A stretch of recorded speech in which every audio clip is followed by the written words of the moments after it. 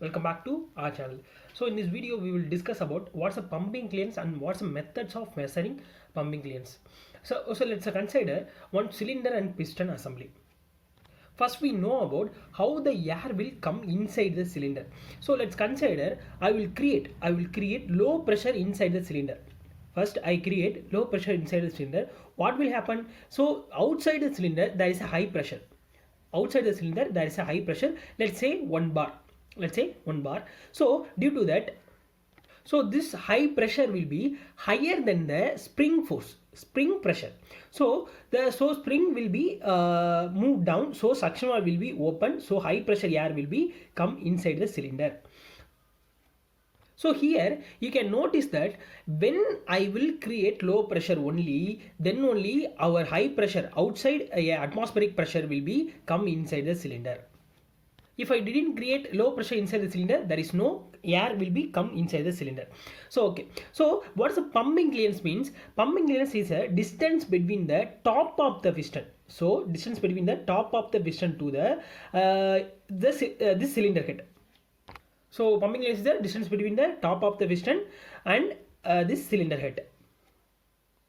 So first let's consider the I will design one piston and cylinder assembly with zero pumping clearance.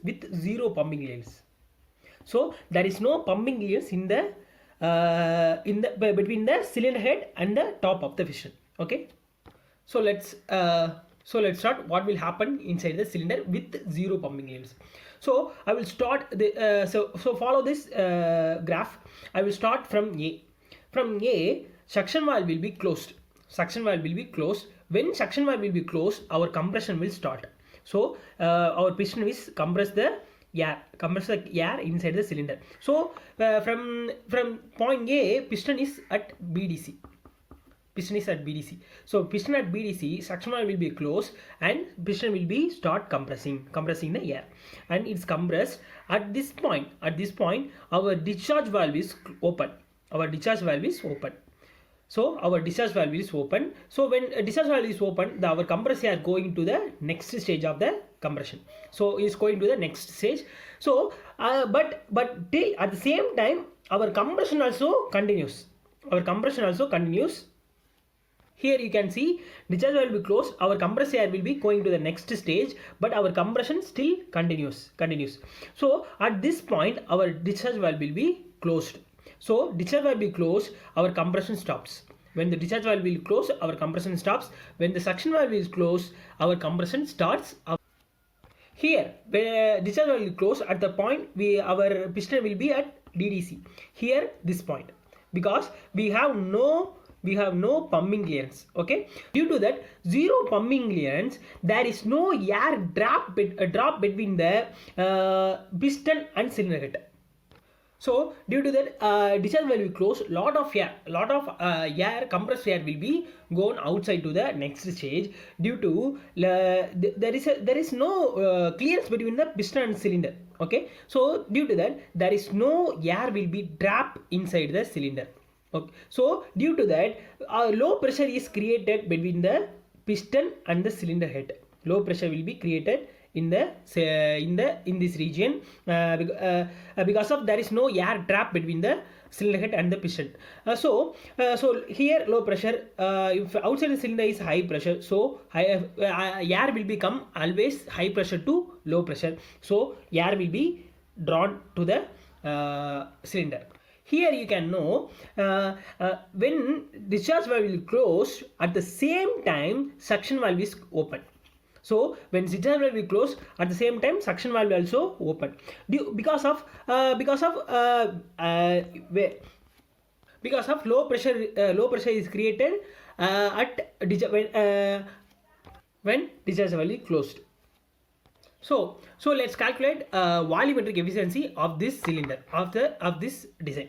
So okay, so volumetric efficiency is equal to volume of air drawn per stroke divided by stroke volume. Okay, here stroke volume is EA.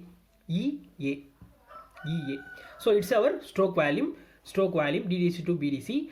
Volume of air drawn per stroke is when suction valve is open, when the suction valve is open, our atmospheric air will be come inside the cylinder, and when suction valve is closed, our atmospheric air will come inside the cylinder, will be stopped. So volume of air drawn per stroke is EA. So here the volumetric efficiency equal to EA divided by EA. So here volumetric efficiency is 100%. Volumetric efficiency is 100%. But here you can know about pumping clearance. When pumping clearance is 0, if I will design pumping clearance is equal to 0, it's not possible. I can't design with 0 pumping clearance because if I design 0 pumping clearance means this piston will be hit the cylinder head. This piston will be hit the cylinder head, bang the cylinder head, and damage the cylinder head and valves assembly. So I can't design with 0 pumping clearance. So now I will create some. I will make some pumping clearance. So now I will design piston and cylinder assembly with some pumping clearance. So it is our pumping clearance. So here it is a DDC. Here it is a DDC. In previous part, here is our DDC. Here it's our DDC. Here now it's our DDC point. So let's start with A. In point A, our piston at BDC. So our suction valve is closed. When suction valve will closed, our compression will be starts. So the piston is compressed the air, and compression will continues. And at this point, the discharge valve is open. Our compressed air will be goes to the next stage, and but still our compression will be continuous. At this point, discharge valve is closed. When the discharge valve is closed, compression will be stops. Here you can notice that some amount of pumping clearance is there. So due to that, some amount of air will be trapped inside the cylinder because of some pumping clearance. In previous case, we designed 0 pumping clearance, so there is no air trap between the cylinder and the piston. Here we designed some amount of pumping clearance, so there is a trap between there is a air trap between the cylinder and piston. So due to air trap between the piston and the cylinder, there is also high pressure in that point. And outside also high pressure. So our piston valve will be not open.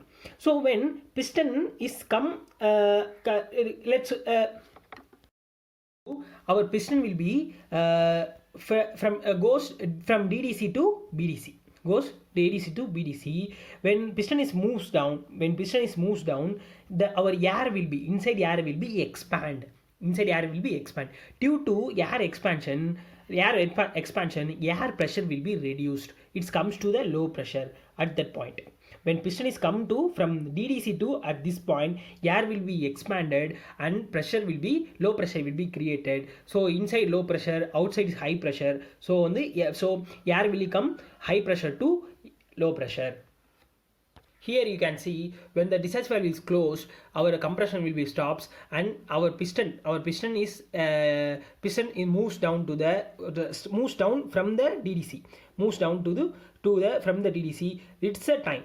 So from DDC to from point T, when piston is come from E to D, then only our low pressure will be created inside the cylinder. So suction valve will open. At this point, suction valve will open and sucks the air from D to A. So here we calculate volumetric efficiency. So stroke volume is DDC to BDC. So EA, and volume of air drawn per stroke is when suction valve is open, our atmospheric air will be come inside. When suction valve is closed, our atmospheric air will be stopped. So volume of drawn per stroke is DA. So DA is always less than the 100%. So it's a practical design. It's a practical design. Previous is theoretical design. So always our volumetric efficiency will be always less than the 100%. So third case. In third case, I will design a piston and cylinder head with a large pumping clearance. So what will happen in this design? So let's start with A. In point A, suction valve will be closed and compression starts.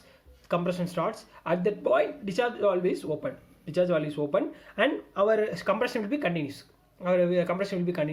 And at that point, discharge valve will close. Our compression stops. And here there is a large pumping release.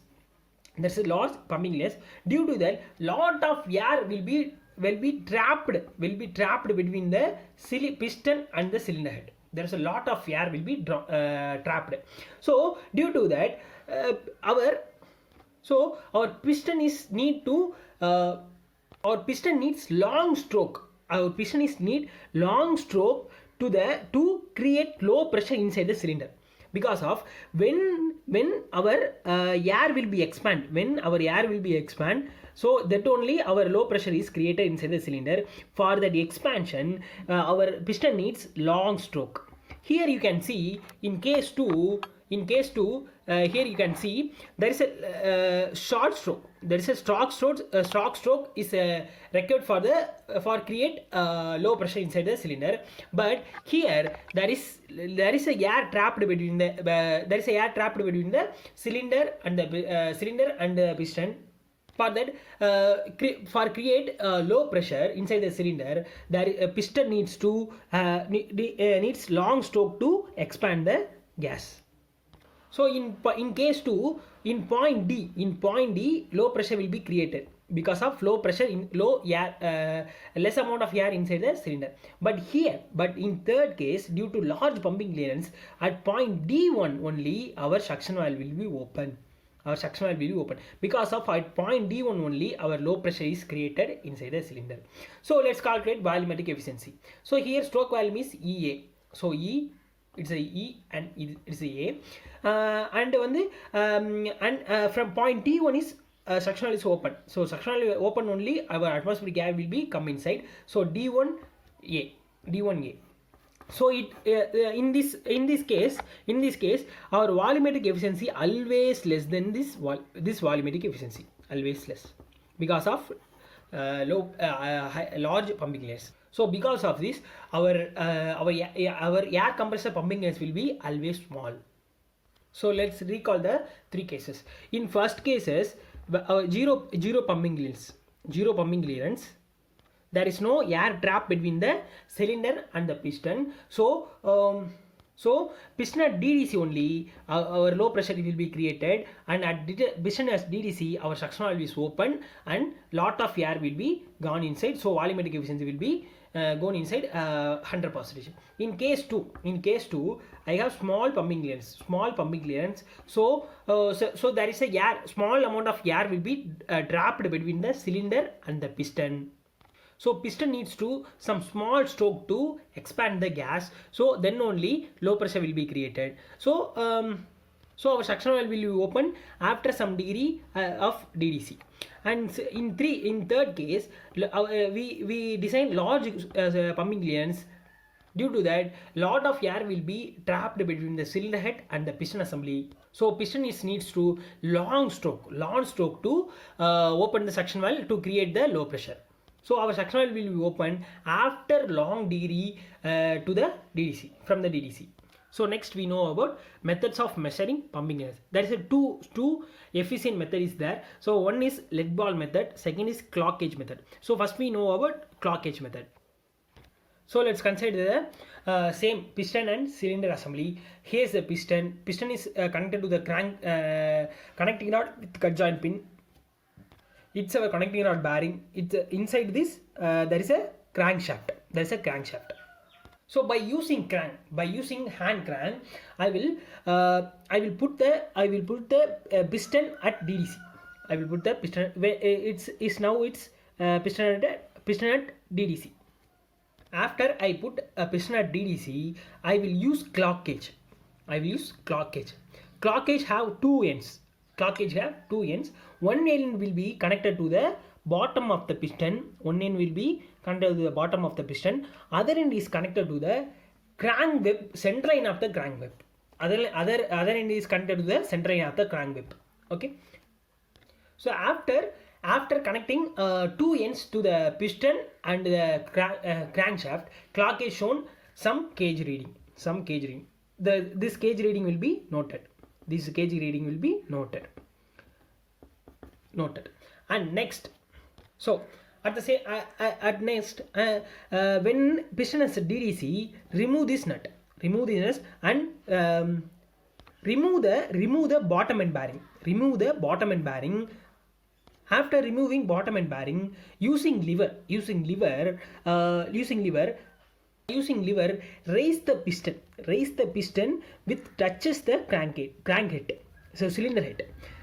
When the piston touches cylinder head, stops rising the piston, and by using clock gauge, one end is connected to the bottom end of the piston and one end is connected to the center line of the crankshaft. Then noted the second gauge reading. So minus this difference between these two reading is our pumping clearance. So one reading will be, it is when piston has DDC, one reading will be taken, and piston at touches the cylinder head, one reading will be taken. So difference between this reading is called as pumping clearance. It gives us pumping clearance. So let's move on to the next method. So next method is called as lead ball method. Here lead ball method, remove the suction and discharge valve assembly in the cylinder head. So I will remove the suction and cylinder valve discharge valve assembly. Then I use lead ball. In cylindrical shape. In spear shape. So then I will put this lead ball with the edge of the cylinder, edge of the piston. After I putting a lead ball in the edge of the piston, I will by using crank I will crank the piston to rise up. So when the piston touches TDC, I will stop the cranking and remove the lead ball and measure the thickness. So before I put the lead ball inside the cylinder, I will measure by using micrometer. By using micrometer, I measure the diameter of the lead ball and it will be noted. And after taking reading, I will put the lead ball inside the edge of the cylinder. And by using crank, I will rise up the piston, and when it touches the DDC, I will stop the cranking and remove the lead ball and measure the reading. Suppose our reading will be less than this original reading. It gives us there is small pumping clearance. It will be created. There is a small pumping clearance because of our lead ball will be compressed due to a small pumping clearance between the cylinder head and the piston. So these are the two methods are used for the measure pumping clearance. So thank you. Let's meet up in the next video.